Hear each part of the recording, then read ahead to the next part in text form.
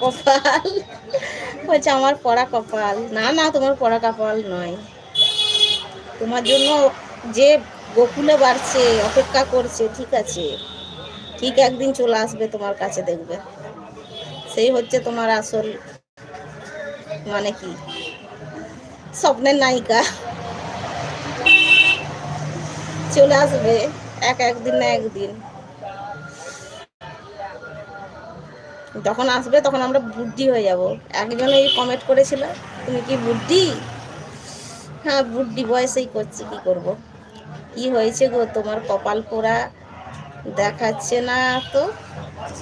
আমার কপাল পোড়া নয়, ওই ছেলেটা বলছে আমার কপাল পোড়া। আমি যে তো কপাল পোড়া নয়, তোমার একদিন ঠিক তুমি তোমার প্রিয়জনকে ঠিক পেয়ে যাবে।